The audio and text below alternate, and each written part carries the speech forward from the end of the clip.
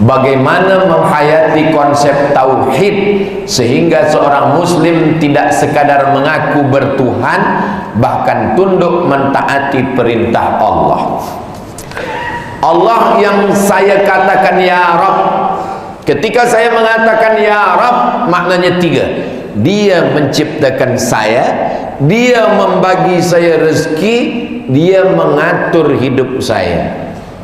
Ya Rabb, engkau menciptakan aku, engkau memberi aku rezeki, engkau yang mengatur segala kehidupanku. Maka ketika kita bertauhid, kita berhusnuzan kepada Allah Subhanahu wa ta'ala.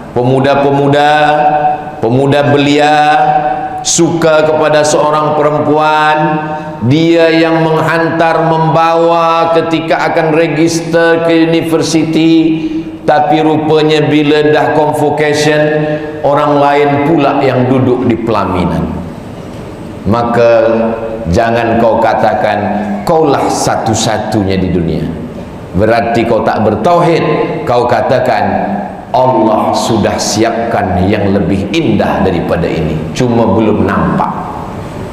Husnuzan, hubungan kita dengan Allah itu didasarkan kepada husnuzan kepada Allah Subhanahu wa ta'ala. Dua saja dengan Allah ni. Pertama husnuzan, kedua ridha. Ridha itu apa? Kal mayyit baina ghasili, seperti mayit yang dimandikan orang yang memandikan jenazah. Macam mana jenazah dimandikan? Diambil kapas, dicucuk hidungnya, diam. Pernah menengok jenazah melawan? Begitulah kita tak melawan dengan takdir Allah selepas usaha dan ikhtiar. Kalau tak ada usaha, tak ada ikhtiar, tak melawan, itu bukan ahlus sunnah, itu namanya jabriyah. Usaha, ikhtiar, ambil buluh, ambil tali pancing, pasang mata kail pancing, letakkan umpan, letakkan. Selepas itu husnuzan dan ridha. Letakkan pancing, letakkan. Lepas itu husnuzan dan ridha. Tarik pancing, tak ada ikan, husnuzan, mungkin Allah akan ganti di tempat yang lain. Ridha, tak melawan, tak mencaci maki, tak memandang ke langit. Hai Tuhan, kalau memang ada, mana ikan tu? Iya, kalau Allah kirimkan ikan kecil. Kalau dikirimnya ikan paus, kita balik ke rumah, tak ada bawa ikan. Tak berapa lama datang jiran mengetuk pintu. Assalamualaikum Ustaz Abdul Somad. Waalaikumsalam. Tadi saya dari tempat rumah makan, saya tengok ikan, teringat, saya pejam mata, nampak wajah Ustaz Somad. Saya belikan sepotong. Rupanya hari itu Allah mentakdirkan tidak memberi ikan mantah, tapi ikan masak. Husnuzan kepada Allah. Belum lagi, ini baru cerita saja. Tak ada yang susah bagi Allah. Innama amruhu idza arada syai'an ayaqula lahu kun fayakun. Ada Allah. Allah yang kau sembah waktu kau senang, dia juga yang menolong waktu kau susah. Allah yang kau sembah waktu kau lapang, dia juga yang akan menolong waktu kau sulit dan payah. Maka itulah pentingnya tauhid kepada Allah Subhanahu wa ta'ala. Anak-anak kita di fitnah akhir zaman ni, kita ajarkan dia tauhid, tauhid, tauhid Allah Subhanahu wa ta'ala. Ada golongan yang merasakan mempunyai zuriat adalah suatu beban, sehingga tercetus kefahaman child free. Child, anak, free, tak ada anak, dia tak mahu punya anak. Dan yang lebih hebatnya lagi, tak mahu menikah. Saya pernah pergi tazkirah di satu corporate syarikat. Rupanya yang jemput, yang hantar balik saya tu ada satu Mak Saleh di dalam. Lalu saya tanya, are you married? Kata dia, no time, tak ada waktulah untuk punya bini, punya anak. Prinsip mereka, kalau boleh makan satai, kenapa mesti beli kambing? Na'udzubillah. Dalam Islam kita diajarkan menikah, tapi tujuan daripada menikah itu adalah punya anak. Tujuan nikah itu bukan setakat punya istri, tapi punya anak. Kenapa? Ini orang-orang yang berpahaman child free ini, nanti dia akan terasa bila dah umur sekarang ialah 20-30 masih sihat lagi. Nanti bila dah umur 40-50, tengok orang gendong anak cucu, tengok orang dibawa anak, tengok orang disorong anak pakai kerusi, disitulah baru menetes air mata. Tapi nasi dah jadi tahi ayam, bukan jadi bubur lagi. Mohon maaf kasar cakap Ustaz Abdul Somad ni. Memang begitulah yang sesuai untuk orang yang kasar, melawan sunnatullah. Inni mukatsirum bikumul umam, saya bangga dengan kamu nanti kerana kamu umat yang terbanyak di akhirat nanti. Yang paling banyak adalah umat Nabi Muhammad sallallahu alaihi wasallam. Ada seorang Yahudi namanya Bernard Lewis, boleh dicari Bernard Lewis. Kata Bernard Lewis, tak sampai 50 tahun lagi Europe akan Islam. Itulah yang menyebabkan Islamophobia. Orang Europe dengan Amerika takut dengan Islam, bukan kerana Islam punya bom atom, bukan kerana Islam punya senjata. Kenapa mereka takut? 3. Yang pertama, orang Islam beramai-ramai hijrah ke Europe. Maroko, Tunisia, Aljazair menempati Prancis, Paris. Turki menempati Jerman. India, Pakistan, Bangladesh menempati UK, Inggris. Apa yang dikatakan Bernard Lewis betul-betul terjadi.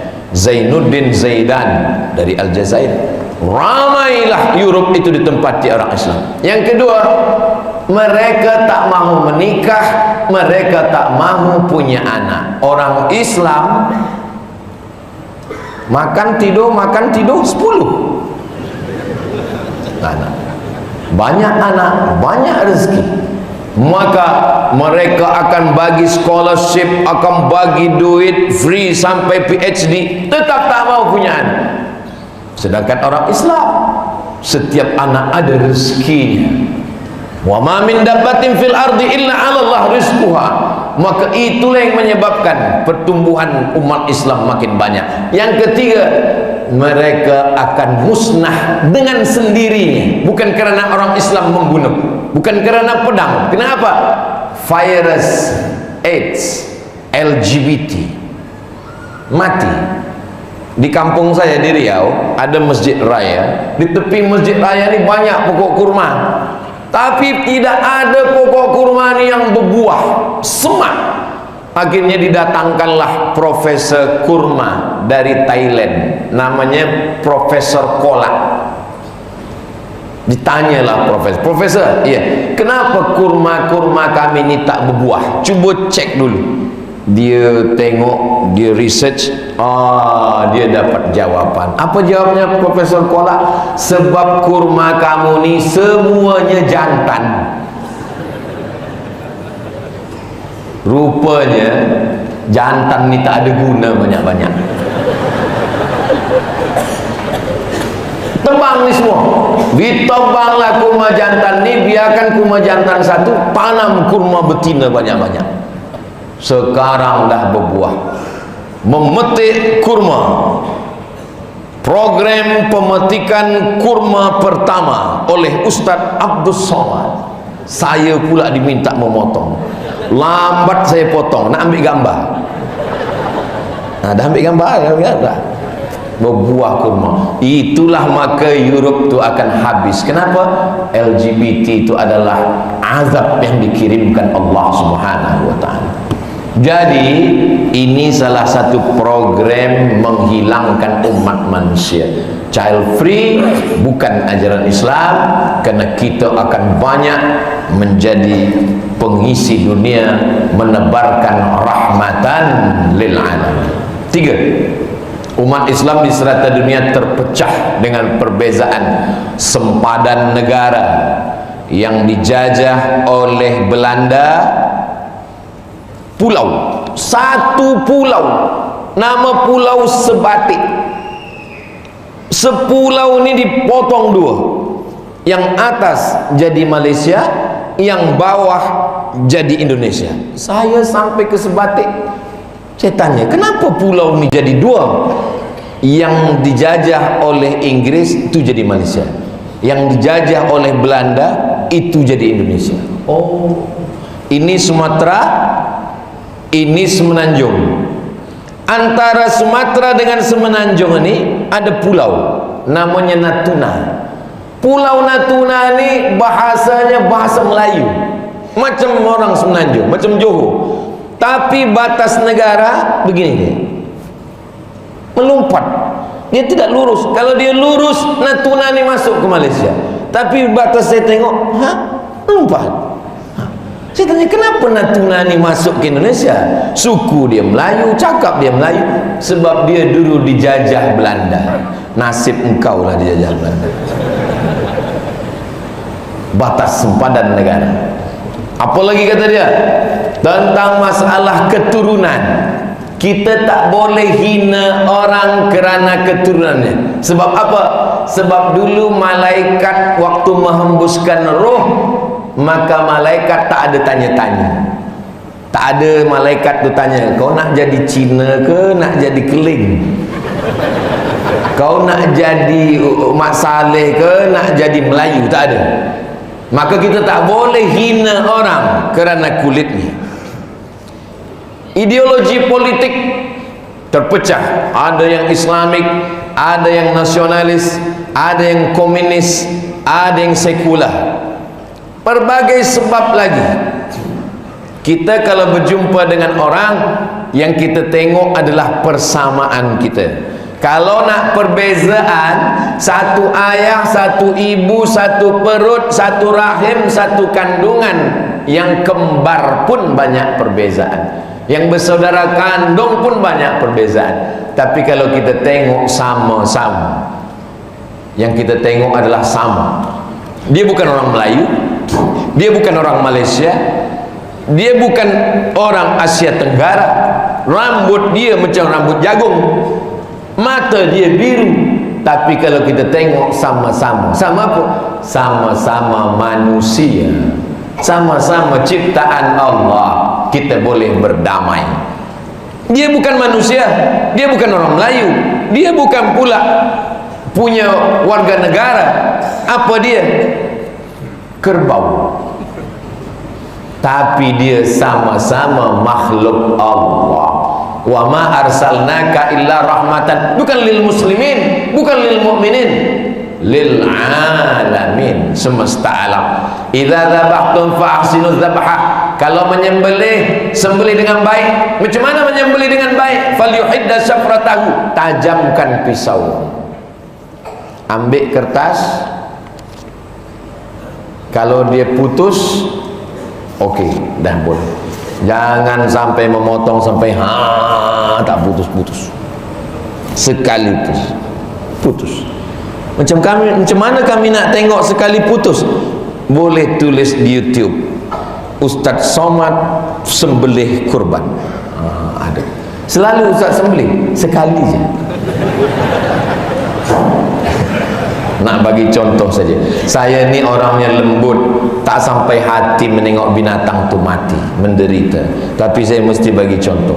Tapi bila dia dah mati, tak sampai hati pula untuk tidak menghabiskannya cepat-cepat. Kepada binatang pun tak boleh menyakiti. Maka ketika ada orang yang mengasah pisaunya, mata kambing tu terbuka, Nabi marah. Aturidu antumita hamautatin, engkau nak buat kambing ni mati berkali-kali. Maka kalau telinga kambing tu panjang, tutupkan ke matanya, arahkan pisau ni ke sana, kepalanya ke sini. Tak boleh mengasah pisau di hadapan mata kambing. Apalagi hanya setakat berbeza sempadan negara, berbeza nationality, berbeza suku, berbeza agama. kita hanya tidak boleh ikut ibadah dia, tapi kalau untuk berjiran tetangga, berkawan, satu sekolah, satu college, maka kita diajarkan la yanhakumullahu 'anil ladzina lam yuqatilukum fid din. Kalau mereka tidak memerangi kamu, walam yukhrijukum min diyarikum, mereka tak menghalau kamu dari Karyah Kampung Paya Port Dickson, antabarruhum, buat baiklah kepada mereka, wa tuqsitu ilaihim, bersikap adillah kepada mereka. Agama yang mengajarkan tetap berkasih sayang kepada kambing, kepada semut. Apa kata Nabi Sulaiman? Jangan lalu dulu. Kenapa jangan lalu? Sebab aku mendengar. Ini nak bahaskan cerita bahasa semut ni sekarang sedang viral pula. Kata Nabi Sulaiman alaihissalam, karena Nabi Sulaiman mendengar, udkhulu masakinakum ya ayuhan nablu udkhulu masakinakum, masuklah kamu ke sarang-sarang kamu, sebab tentera Sulaiman akan lalu. Jadi sesama manusia, berbeza suku, bangsa, agama, Islam dah ajarkan itu 14 abad silam. Kita tetap boleh Malaysia Madani, hidup bersama demi masa depan yang lebih baik, bukan sesuatu yang baru, ajaran yang sudah lama dibawa oleh Sayyidina Muhammad sallallahu alaihi wasallam. Last sekali, zaman serba pantas kini, masalah mental termasuk stres dalam kalangan dewasa. Stres dalam kalangan dewasa. Kenapa dewasa stres? Kenapa budak kecil tak stres?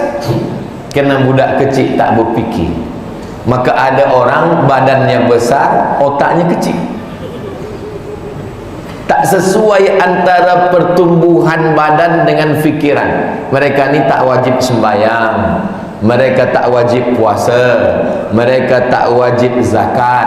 Jadi bila tuan-puan ada nampak orang besar tapi makan bulan puasa, jangan marah, mungkin dia masuk golongan. Rufi'al qalam an thalathatin, diangkat pena. Abdul Somad tazkirah, tulis pena. Abdul Somad i'tikaf, tulis pena amal mencatat. Tapi ada orang yang rufi'al qalam, penanya terangkat tak menulis. 3. Anis sobi hatta yahtalim, budak kecil sampai mimpi akil balik. Anil naim hatta yastaiqis, orang tidur sampai jaga tidur. Anil majnun hatta yafik, orang gila sampai dia sihat. Jadi bila ada orang cakap tak tentu arah, tak nak sembahyang, tanya dia, awak nombor berapa? Kecil nampaknya dah akil balik, tidur nampaknya dah jaga, tak ada yang lain, nombor 3 lah. Anil majnun hatta yafik. Zaman serba pantas kini, masalah mental termasuk stres dalam kalangan dewasa, bahkan remaja semakin membimbangkan, ya. Banyak yang bunuh diri sebab tak tahan dengan kehidupan. Bagaimana kita nak mengatasi masalah ini? Kembali kepada agama Islam, zahir dan batin mesti sihat, dibawa balik masuk ke masjid, masjid diisi dengan tazkirah, maghrib ke isya jangan panjang-panjang, 45 minit lepas isya tulis di hadapan number WhatsApp, Anda bertanya, Ustaz menjawab. Lepas isya, maghrib ke isya 45 minit, Isnin malam Selasa akidah sifat 20 wujud kidam baqa, Selasa malam Rabu fiqah sembahyang, fiqah taharah, fiqah salat, fiqah zakat, fiqah puasa. Rabu malam Khamis akhlak, zuhud, wara, zikir. 3 ni usul dasar Islam, akidah, fiqh, akhlak. Khamis malam Jumat tafsir surah Yasin, baca Yasin, jelaskan makna tafsirnya. Khatam surat Yasin, pindah tafsir juz amma. Sanggup bacakan kitab tafsir, bacakan kitab-kitab tafsir muktabar para ulama ahlu sunnah wal jamaah. InsyaAllah selamatlah kita, anak-anak kita daripada stres, depression, anxiety dan semua penyakit-penyakit mental lainnya. Mudah-mudahan kita semua istiqamah ala hazihin niyah. Al-Fatihah.